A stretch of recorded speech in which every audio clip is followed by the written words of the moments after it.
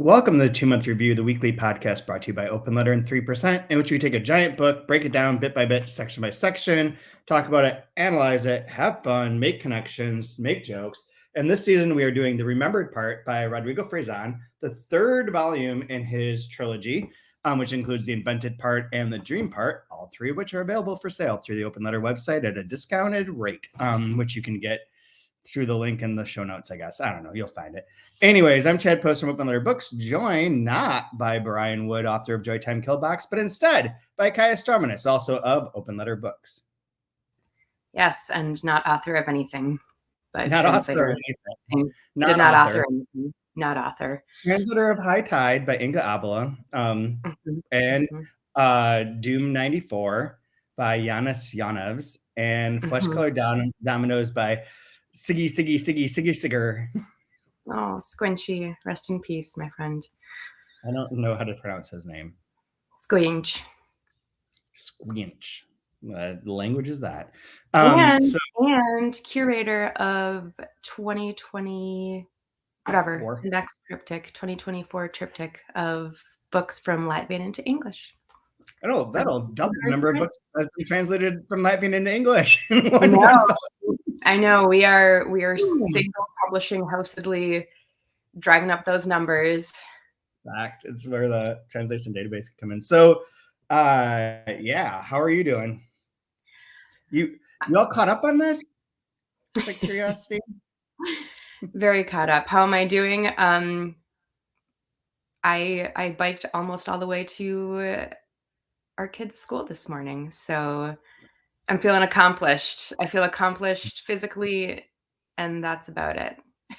Yeah, there you go. Good. So you worked on all of these books in one capacity or another, but I know that this one is one that you're still in the process of reading along with this particular season of 2-Month Review. But before, so I want to answer questions. I could talk for anyone who follows me on Instagram. You may have seen that I did a live Instagram, so I'm feeling fairly comfortable talking to myself about things for a while. But it'll be nice to have someone who can ask questions, or they can try and explain things to, or give you like a framework for what's going on in this particular volume of Frazan's trilogy. But before we get into that, where does your sort of like feeling about the first two? Where are you at? What do you remember and where are you at? Where am I at? Ironically, aptly, I remember not a whole lot, but I think that's one of the positives of reading this trilogy. I mean, in this section, it even sort of talks about like experiencing things like the airplane thing of experiencing things you've already experienced over again, and each time having a sort of like it feels new. Each time it feels new. And so going through this section in particular, where it starts to reference the invented, the dreamed, and then now the remembered, I really wonder what it would be like now to go back to the invented and the dreamed and reread those, and then reread this and just see what happens. Well, in theory, we will have someone. I'm not going to do that because I don't have infinite amounts of time, and these books are long.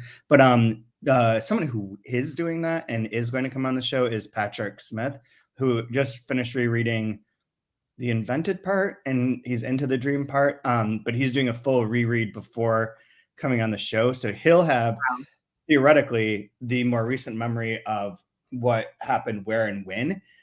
Which we sort of pieced together over the last two episodes, more or less. I know that there's details and so on and so forth, but that we still haven't gotten to. But there is in this particular volume, for these first 150 pages approximately, there's a lot of like, remember this, do you remember this, do you remember this sort of beats. But what you're saying about the memory, dream plus memory equals invention, or his iterations of that's throughout. It's not just even in this section. It's from the jump of this particular volume that it keeps referencing three component creation. And I would say that this book, we haven't talked about this, but the remembered part is broken up into three parts as well. This first part which is, what is it called? The books, the voices, the ghosts, the swimming pools, and the kinds of things you only tell yourself when you're dreaming, you're awake and deserted and naked and flying and falling, is all on the airplane. So it is the writer on the airplane flying to Mexico, essentially, to the desert with his otter ardor, to tear it up and to sort of like come to a resolution. So the other sections, I believe, I don't want to say too much or give too much away or count on my faulty memory, but are slightly different, are constructed differently. So this is like the last sort of like writerly rant, or the ex-writer's rant, that goes on for 354 pages of like everything that he has thought, did, hates, likes, whatever. And I was reading in this section, I don't know, well, let me ask you, what was your, in skimming through even, or like looking through this part, what was your kind of feeling about the ex-writer? Like, where does he, what do you make of him at this moment in time? I mean, he's got a one-way ticket.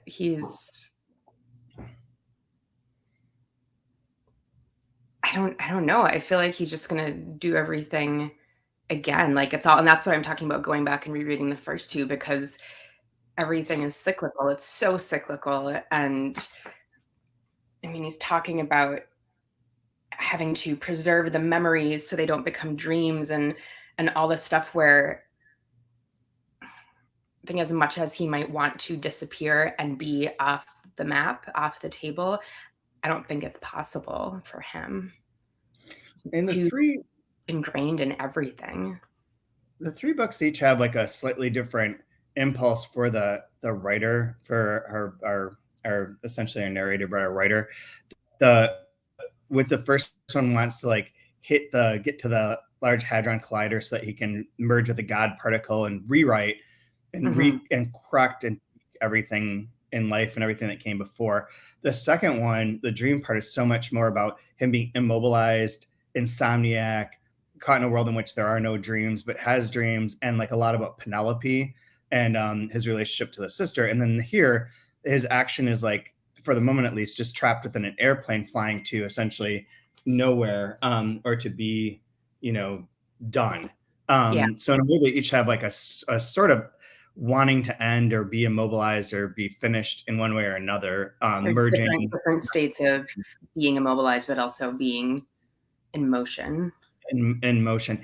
And I think the thing that was striking me as I was reading this yesterday is like, the X-Writer is funny, like is very funny, but also is very insecure.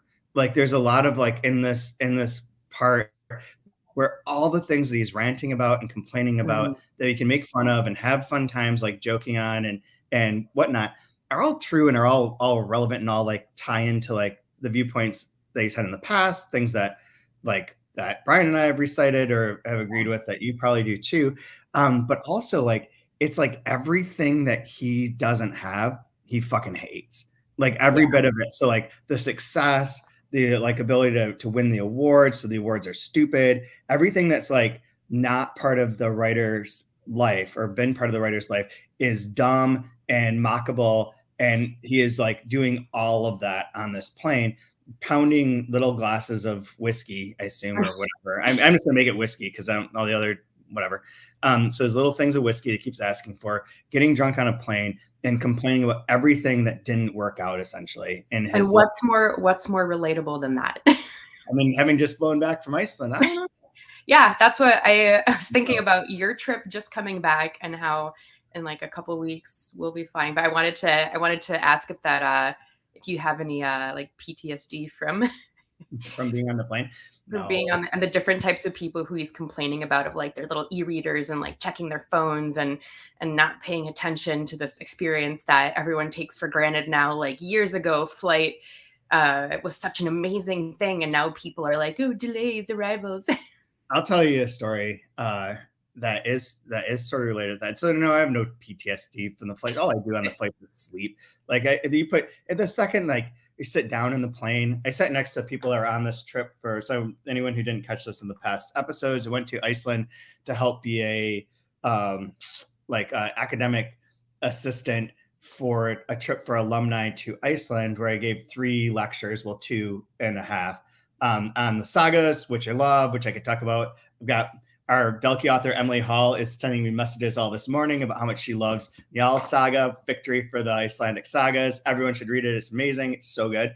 And then went on Laxness and then talked to Andre Snare Magnuson. But on this trip, like we went all over the island, all over Iceland. And there's one point early on where we had to take a flight from Reykjavik to Akureyri, which is a very short, like 45-minute flight. I mean, this is from the southwestern tip to like the northern tip, the two biggest cities. And it's like, no real distance by plane. And we took like the regional jet. And this is sort of like a different element of what he's talking about with the airplanes of the olden times and how it was. So we just walked up to the counter, were handed a ticket, walked to the tarmac and got on board the plane. There's zero security. There's zero like pre-board check-in, be there an hour in advance sort of vibe. It was like transportation. It was like getting on a bus, but it was a plane to go to Akureyri. And it's super wild, but it had that's how planes used to be before all of the 9/11 of it. That like, it was a lot more chill. You buy your ticket when you get there, like all that fun stuff. So there's like that nostalgia. But I bring that up and mention that because there is there's this thread, there's a seam, if that's the right word. What is it? A vein, a seam, whatever. All of that. Of nostalgia that runs throughout this, that's always been there a bit when he's remembering his parents, or he's remembering, but the memory is by definition essentially like a precursor to nostalgia. And the sort of struggle with nostalgia throughout this is part of that, is part of what I think makes the tension in his mind. Let me talk one more second. Is that, so like he talks about like, the past, like the way that like there used to be shopping malls. There's now everyone's sedentary, everyone's online, everyone buys everything from those places. They all sit on their phones. They don't speak to each other. They're like wanting to revert to a more atavistic time that had, real writers who wrote books and weren't just telling their story of their lives because they thought their lives are so interesting. Like that sort of resentment and like clinging to the past is like the danger, the negative side of nostalgia. Most nostalgia, I think, is dangerous to one degree or another. You're not pro nostalgia. Well, yeah, I'm not pro nostalgia, but I can get nostalgic. Like I'm not gonna say I can't. I just like I do think that it is a trap. It is a trap. What? It's a trap. It's a trap. I will not go all the way through. No, it is, but yes, I think like some of that, like that going back. So the plane thing, going back to where you could just like walk on, blah, blah, blah, blah. That's so much better. Yeah, it's so much better. But there's also no reversing where we are. And so like in terms of aesthetic trends and whatnot, the writer's going to get increasingly more frustrated. And it's hard to think of like a time where like a book, I mean, it's shitty to say such a thing, but like this book should be far more discussed and read and talked about than 99% of the bullshit that's going to be in the New York Review of Books this weekend. Absolutely. Or New York Times. And that's not a bias. It's just fact. I mean, I don't need to read about everyone's life, and so is essentially what he's saying, and essentially the feeling. Like if there isn't a construct or a reason or a structure or a tone or a style or a thing, and it's just like, here's my story, here's what makes me interesting, which is 90% of the autofiction I've come across. Fuck those books. They're not worth it. They're not books. And that's what the X-Writers it is. But like that sort of anger, like those are successful. Those are reviewed. Those are beloved. Those are book club books. Those are the prize winning books. Those are this, those are that. Like that anger also reveals a sort of like low level insecurity that like he's an X-Writer because it didn't work. Yeah. Yeah. And there is, I mean, the insecurity, I think, also comes from a place of being,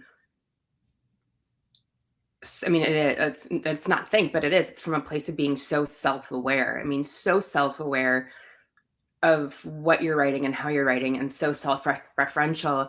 And it is on page 143, what you're talking about now, where it's talking about, how he didn't write simply or classically. He wrote how he wrote. And what I have underlined, what I really like, is the second paragraph where he says he had a lot to tell, a lot to recount, because for him there was a lot that counted. which, I mean, yeah, there are 3 volumes of this, and I like the simplicity of that, but it also encompasses, like, yeah, there's, like, why, like what you're saying, like, why be wedded to a style or a specific thing if there's so much to recount, so why limit yourself? I like the part that comes after that. So yes, so it says, yes, he confesses it was him, he did it. He had a lot to tell, a lot to recount because for him, there was a lot that counted. So yes, too much work and they all ran off to realist novels, somewhere they felt a bit more at home. Thanks, you're welcome to him. Because nothing was less interesting than a writer's writer to people looking for a reader's writer. And that's like part of the whole theme of this section, the 60-page bit, is that his books, which are quote unquote considered quote experimental because they weren't full of dialogue or descriptive passages because their characters didn't have names, so on and so forth, is that it's so intimidating and requires a certain amount of attention and work and belief and patience that people just go to those other novels because they're like, this shit is weird. I would much rather read about someone else's like trauma. Yeah. And Yeah. in a straightforward way, normal, got it, all good. I think that the experimental in terms, one of the things that this came up in the conversation with Emily Hall, that just like that experimental is dumb as a term, but that what works better is conceptual, like a Mm. conceptual literature, conceptual novel of like how to create something is much more important than like the telling. And experimental is always has that bad ring to it. Mhm. Whereas really what you're generally talking about is various concepts of and strategies for narration, Yeah. like not using dialogue tags, not using descriptors, not naming characters, not using active verbs. Like there's lots of like experiments, but it's more conceptual, like artistic. Mhm. And I think Yeah. credit for it. If you look at it that way, I think that it becomes a little bit more approachable. Yeah. And this book I think is endlessly approachable because it really Yeah. is at this point in time just a rant. Like it's Yeah. just a rant. Yeah. And then, I mean, People in 2 want really parts. smart and interesting things and interesting ideas, and Mhm. will make certain readers uncomfortable because the things that they really like are being attacked. And yet, I also think that this is a stake in the ground. It's referenced in here somewhere. I'll try and find it where the ex-writer is like says that he's sick of always having to say that's not me. That's not the narrator is not me. The narrator is the narrator of the book. That's not me, even though obviously there are some similarities. Yeah. You got memories and the dreams and that's invention, but that it's not the same person. And I think this is one where like where you're really setting that drawing that line in the sand that this is not Rodrigo, Yeah. and that like all the bits, all the anger, all the insecurities, all the sort of half off kilter rants are and insults are not him. This is Yeah. still the ex-writer, and this is bringing it as close as possible to that the brain cycle of that character, Yeah. as like how they think and why they think that way. That's so palpable and like interesting and makes and patterned and makes sense that it would really raise that question as to like this feels like you're just sitting down and ranting, but it's still Yeah. not him. Like, Right, right. So that will bring me to one question. Our sort of question is, who do I have to blame then, the ex-writer or Rodrigo? For on page 84, something I have never accomplished yet is watching the entire Lost, all the seasons, this is going to come where, god damn it. Is that just what it is? what. On page on page 84, the last paragraph. Yeah. So, and yet they're credulous. So he's talking about being in business in first class. The first class thing is interesting too, as like why he's there and how that's Mhm. being remarked But I'm upon. talking about Lost. I know we'll get there, but the first class Who thing do I keeps. have to blame? Is it ruined? Do I God damn it. That's not. But that's not really what. Okay. Read That's this. it just Yet, let me read the section. And yet, there were the credulous and the optimists, the fans of Lost, who for several years never stopped to wonder how it was that so many people could have survived a plane crash, only end up in the final episode in some kind of mental church or something like that. That's not exactly what happens. And there's no, like, I wrote a whole thing I can go find it about that last episode. This is like a long bit. I know that there are a variety of viewpoints on Lost and like its conclusion and how it had to wrap up. The thing that that I argued in the Wall Street Journal article for the wrap up of the whole series was that each season was dealing with one particular question that it answered. And in the final season, it creates an alternate world. And so how that alternate world becomes merged with everything else.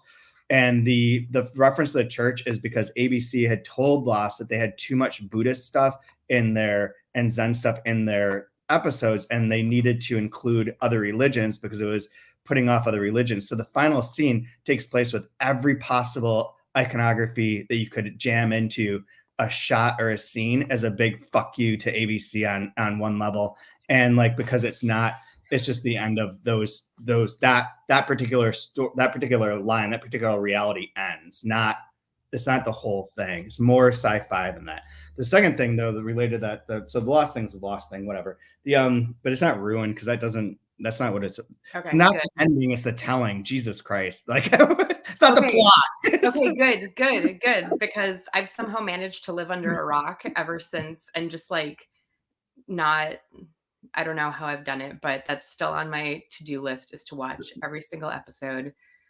I mean, that is literally the most popular thing I've ever written in my life, and yet you, my betrothed or past betrothed, has never read it.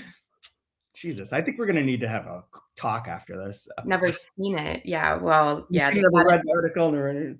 I read the article. Do I remember? No, because I read it like 12 years ago. So there's a part here where right after that where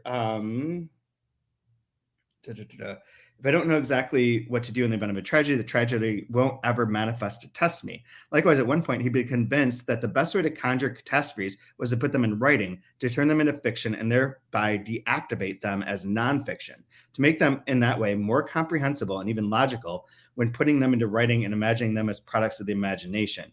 I had a professor who is Dr. Barkley and the psych professor at Michigan State who was terrified of flying. I had been terrified of flying at that point in time too. And he had a couple jokes. Well, he had one joke and then I revised it a bit, but it relates to this. His one joke was that if he goes on a plane, he always brings a bomb because that way the odds of there being two bombs on a plane is so astronomically low that he's much safer by having a bomb than because the plane won't be bombed because he's got the bomb under control. And the odds of there being two is so low.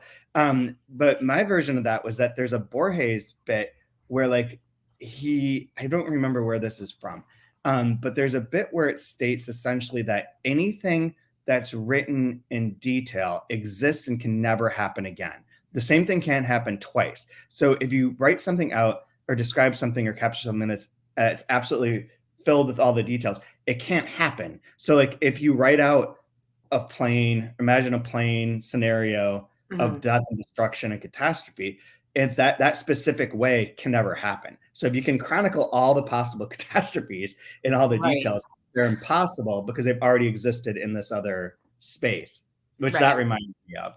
Right, which is kind of like the Google, not phenomenon, but of like, if you think of something, someone's already Rule 34 or whatever it is. Like made a video of it. Yeah, absolutely. There's some other things I want to point out. This one. Okay, so go back to the autofiction stuff because that's really long. He's got a ton of stuff in there about this sort of creating writing a novel, writing a book. It's more of a narrator than a writer, and I want to read that section in a second. But that they're just narrators narrating what happened to them, if it's interesting, so on and so forth. And he, like the ex-writer, includes like a bunch of insults where these writers both suck and are not aware of any precursor that came before. But then lists off all those authors like John Updike, Philip Roth. Where is this line? Where is it? But all the different writers who essentially, here we go. Charles Copperfield Dickens, Jack Eden London, Philip Zuckerman Roth, John Garp Irving. Yeah, John Irving's another one, in which they had written a book in which the character very much resembles them and is based within their lives. And especially with Philip Roth, like a lot of those books were like, this is the alter ego of Philip Roth, right? And so Right. there are those books that are like historical, the writers that are great, that created books in which their main character does quite resemble them and takes on a life of its own and is like a precursor to this autofiction mode Mhm. or like the justification of it. And yet I think that what he's trying to distinguish between throughout here is that narrating is not the same as writing. So narrating that person's life is not the same as being able to write about a life in a way that like is telling. So like the even like the world according to Garp is more conceptual than just a straightforward linear bit to bit to bit to bit to bit Yeah. sort of narrative. And the Roth books are all over the place. Like it is more of a craft, but without knowing those people, just assuming, oh, you could just write who you are, like write what you know and put that, and that makes a book is crazy, or is like what he defines as crazy and is like infuriating because those are the books Mhm. that people want to read. Yeah, and it's interesting. It's interesting to be rereading this section right now because I just did a sample of a Latvian book by Inga Gaila, which we're tentatively calling Delight. But there's a review that I read of the book it's a really great, really glowing review, really, really detailed and well written. Um, but it sort of brings up this idea of that, like, you can see a lot of Inga, of the author, in the story itself. The main character has two daughters. Like, the haircut is similar. She's a writer. Even one of the poems she writes is there's a poem of the same title that Inga has written in real life that I've also translated. And I mentioned this review to the author, and she wrote back to me and was like, but I want you to understand. She's like, the review is great, but she's like, I am not I am not Sarma. I'm not the character. I'm not the narrator. She's like, it's not autobiographical. Like, I can see a lot of similarities also, but I don't want to say insistence because it sounds like she's incorrect, but I think it really is interesting. Um, and I guess now more than ever, and maybe especially for female voices, to be able to be heard when you say to someone, you say to your audience, your readership, that yeah, there are a lot of similarities, but it's not me. And like, why does it have to be read as me? That's where the class I just had finished this semester, this spring semester, that the world literature class, we used Annie Ernaux's Simple Passion and oh my god, what's the name of the follow-up? Oh, I can't think of it now. Oh, it's thicker. But Simple Passion is the autofiction related, marketed as a memoir, which is another thing he talks about, is memoirs, as being the way that people refer to these frequently. And Simple Passion is referenced as a memoir. It's a autofictional novella about an affair that Annie Ernaux has with a diplomat from Russia.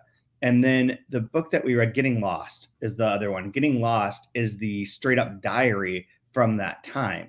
And so Mm, you can see that the diary and the book don't coincide. They're both memoirs, they're both true, quote unquote, but they don't match. And right. like there's things that are invented or modified or changed. And so like where that truth is within that space is a moving target. But like the French female writers that do like autofiction have done it for years, and it's like been for that voice and for dealing with trauma and for representing things that are like more personal and internal. And I think that is a totally valid way of writing. I think that there has to be some way to distinguish between Annie Ernaux and like some two-bit MFA from Syracuse who went to a writing conference and now has like a novel about how they like grew up in the farmland of Lockport and like became a craft brewer at the age of 24 and like now are suffering from early dementia and cirrhosis of the liver.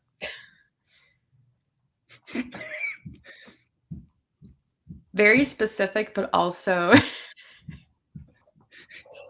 very, very, very ex-writerly. I don't know. Fuck that book. There's something else I was going to say related to that. But I want to read the writer-reader part or writer thing part because I think this is interesting.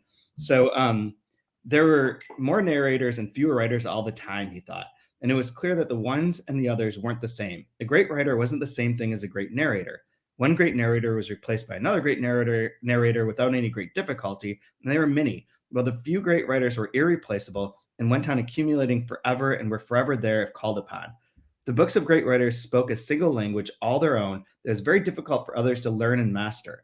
The books of narrators of varying stature, on the other hand, all chattered in the same tongue, spinning out sentences as if composed by functional yet dispassionate automatons. Sentences like, quote, he spun on his heel and turned his back on everyone so they wouldn't see his diabolical smile as he went to Mercyhurst to learn how to become a craft brewer after his Lockport experience. Where all those details came from.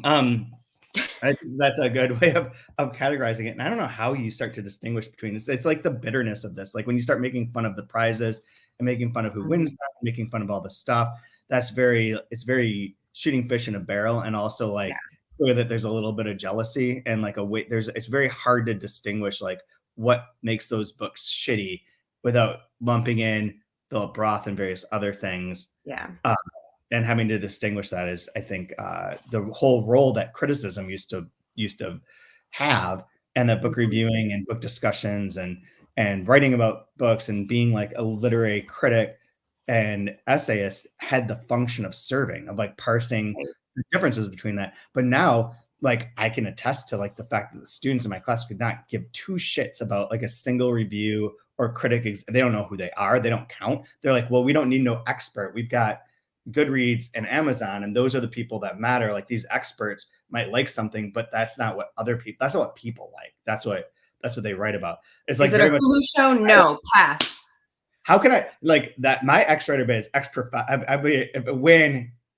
I can retire before I die, I can have an ex-professor character just be like, these people are so dumb. Like they believe these it's infuriating. Like, how can you be in a literary class and not understand literature or read? Like, yeah, I could do a whole bit. The other thing with that is that the great narrators are the AI of the future. Like that is essentially, I could dial up. We did this last week, but we didn't record it. We didn't include it in the recording because it didn't float. But using ChatGPT to create passages from this book and to create sections, I can guarantee you that if I asked ChatGPT or one of the AIs to create me like an auto fiction about a guy from Lockport, blah, blah, blah, blah, story about that bring it will create it. And it will be what people want to read more than they want to read this because it's too long. It's got too many references. Who is this? The Nabokov character? I've never heard. Isn't he a pervert?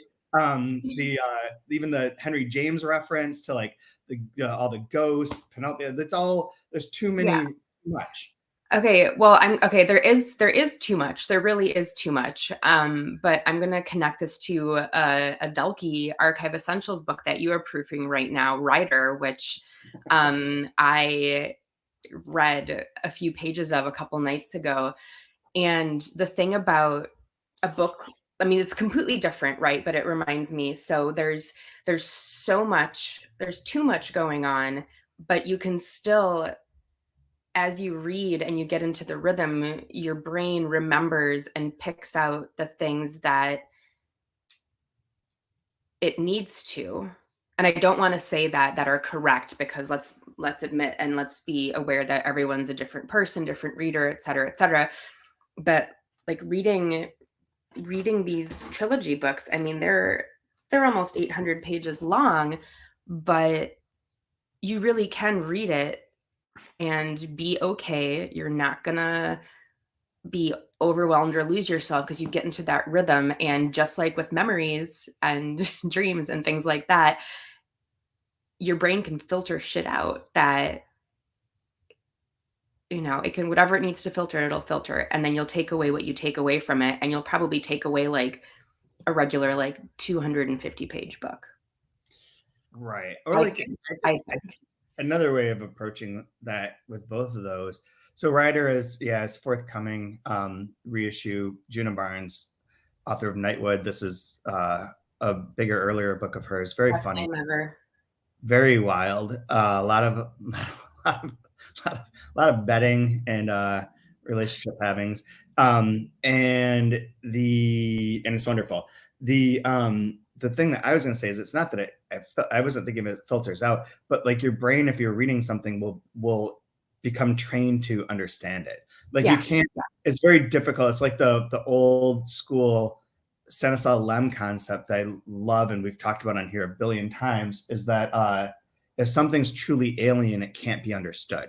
So none of this is truly alien or impenetrable. No, It just not at all. requires you to learn the pattern and to learn how to do it. And your brain will automatically, any healthy brain will try and figure that out. That's part of what we exist to do, is to figure out the pattern, to fill in the blank, to make things make sense, to like try and comprehend, is just a natural part of what the brain's function is. So we'll try and understand these things, but that doesn't mean that it'll be immediate or easy or totally complete. But it's not, these aren't alien. They're not like, No, they're not like a message. they're not alien. They're not alien. And I don't remember the conversations because Rodrigo came on for 1 and 2. Yeah. Okay. But that would be a question. And I don't remember, but there are so many contemporary and pop culture references, and even the authors that aren't, they're not necessarily contemporary, but do you think that those have been intentionally placed as kind of like markers, so that as you're reading and getting into the rhythm of the book, you see like Chekhov, Roth,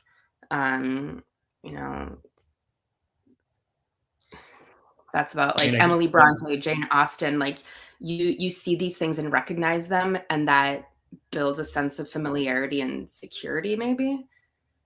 I don't know. There's a book that I just finished reading, an Icelandic book that had a lot of like, it was written and published in like 2021, 2022.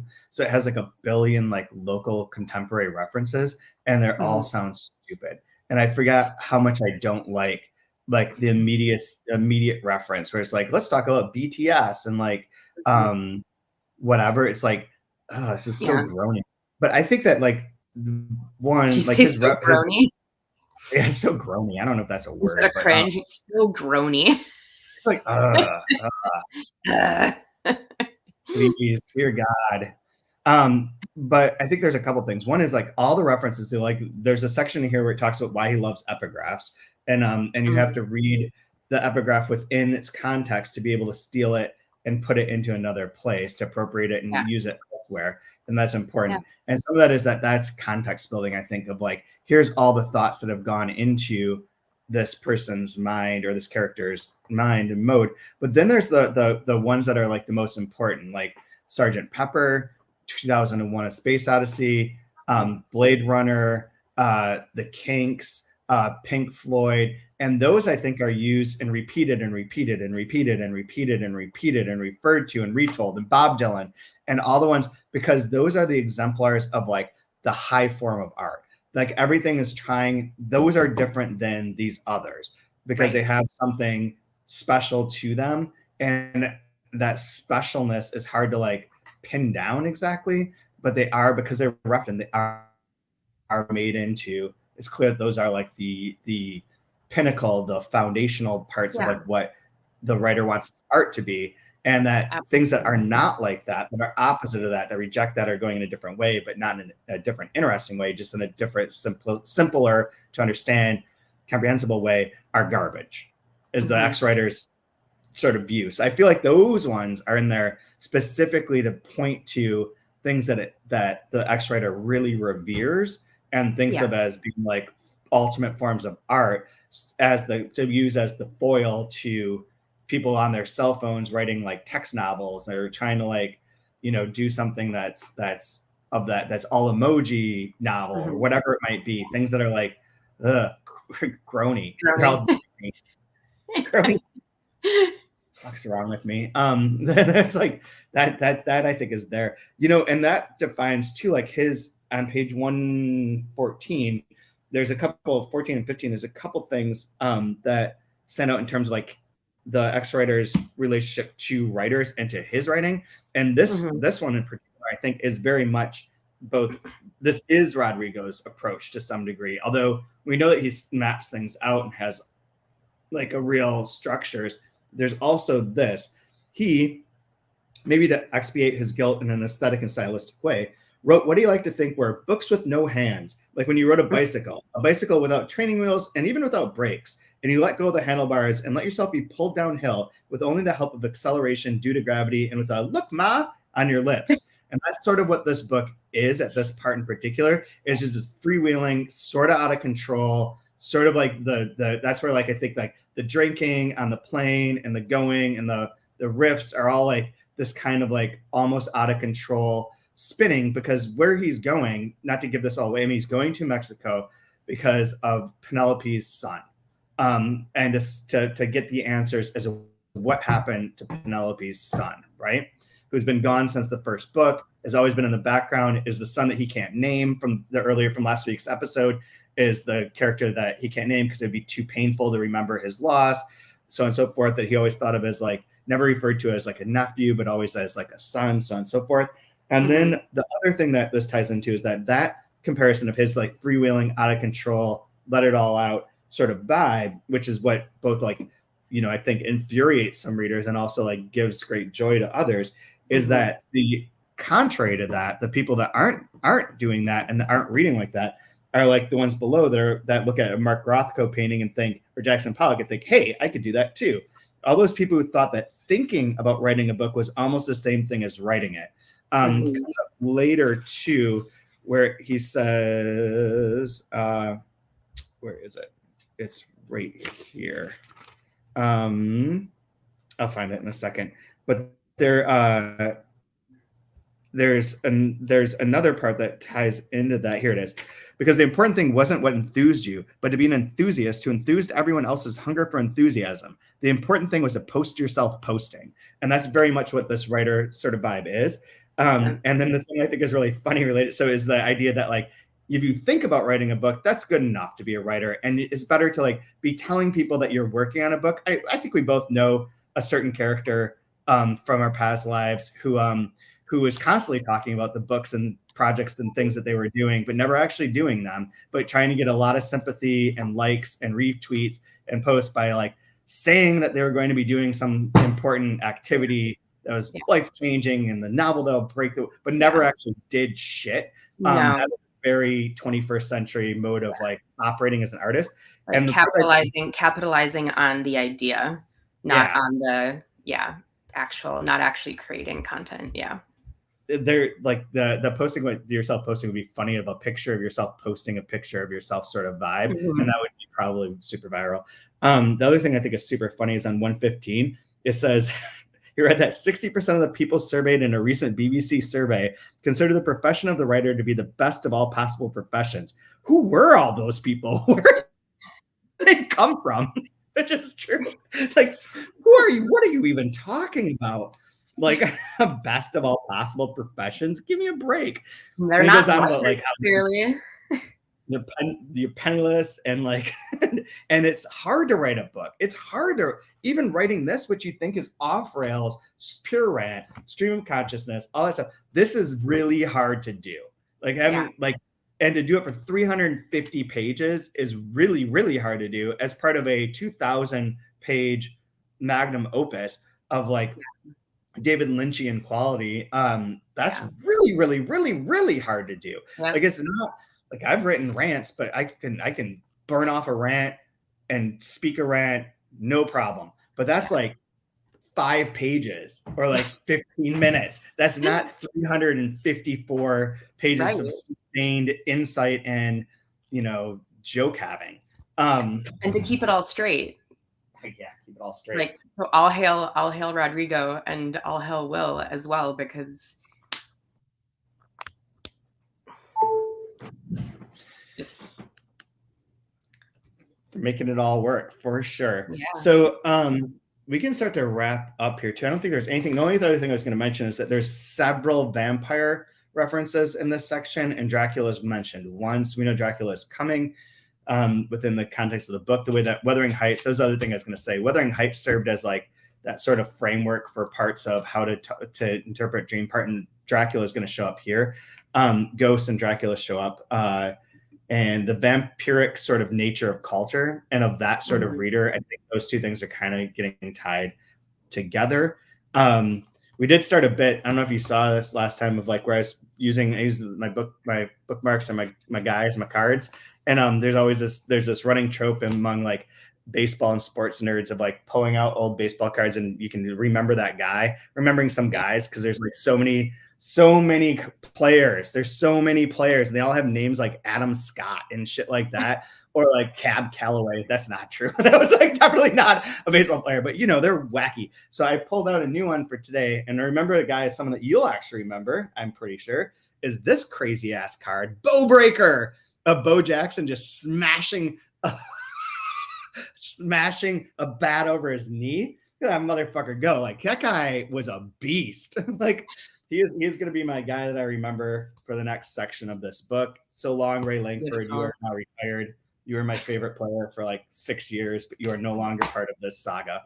Do you have a favorite out of the saga? You're out of the saga, Ray.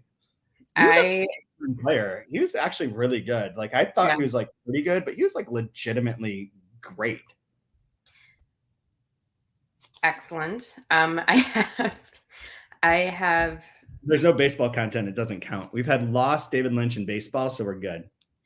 Bingo. That content is here too. I have a favorite part of a line. Yes. You go first. I'll mark mine in a little highlighter, and I can't find it. Okay, on page 95, about in the middle, blah blah blah, where he's remembering like talking to Penelope, and just the part where Penelope says, like, oh, I ran into your dear Emily Bronte there, and she told me to tell you that you totally misunderstood her book. That's another whole element to this that we did not talk about. And then the Jane Austen of like, oh, it's totally fine that Jane's face is on the money, but I just like that, like, oh, I ran into one of your favorite authors. She says you don't get it. That's like part of that, like where because the character, the ex-writer, is born dead. If you remember, so he talks about having been on the other side already. And that's one of the things too that's motivating this bit is that Penelope is immensely successful. She's not one of those narrator authors, but she is, telling the Tulpa stories and becomes insanely popular and has all the success and makes all the money and all that. And he is got a jealousy of her that's latent here that is like, my fiction is also counts. My writing also, I was the writer doing all this work and you just like lucked into everything. There's two funny bits where he invents ideas like Uber Driver, remake of Martin Scorsese's modern classic, which led to Uber Lit, the novelization of what passengers told their Uber drivers, which is funny. There's that woman on, Ashley Addison on Instagram that does like little bits where she has like herself sober and reading and herself like stoned and sort of paranoid and saying crazy shit. And there's one the other day where she's, what's that? I don't think I know this. I must know it. Yeah, you've seen it. She's the one that does all the back and forth and like her stone person the other day was like, as a kid, we were told never to get in cars with strangers. Now we pay strangers so we can get in their cars. It's a very apt point. And then there's also a funny bit that he has of like a bestseller. And the current bestseller is Oppressed, Ensnared, a memoir of assault and incest that a female author claimed to have suffered at the hands of her father for 9 months of her life, the 9 months of her own gestation. Which I just have to say, like, he was always showing me his penis while he was having sex with my mom, and I was like kicking to get away, and like, oh my God, the sign of life, like very wrong and very funny. Very wrong, but also isn't that like what? Not, I don't know what there are parents who have that fear of like, oh, the woman's pregnant now, you can't, just don't do anything, don't just stay out. So I have two. I'm gonna do two. I'm gonna cheat. One is on 118. This is just by itself because it's easier to paint naked people than clothed people. I love that. And then the one that I used as a quote earlier today, 137, That's why, in addition, contemplating the past, first rereading it and then rewriting it, is only bearable if you dress it up in the nostalgia devoted to something that'll never happen again, but that having happened keeps happening and changing depending on the voice of the person reinterpreting it. I really love that section too. Yeah. So I don't know where we go to next week. Do you have anything that you want to plug or say? I do. I do have one last thing. Two, in fact, but one is just as a shout out. We this week, or like the last week, Georgy Gospodinov won the Booker International Prize for his novel Time Shelter, which you may know. We published natural novel of his at Delkey Archive, which is a book that famously tells a story about editing out 2 or 3 pages, which he still resents, but those pages are not good. So I stand by my decision. And then Physics of Sorrow, we published at Open Letter. It's one of our best-selling books of all time. It's constantly being reprinted.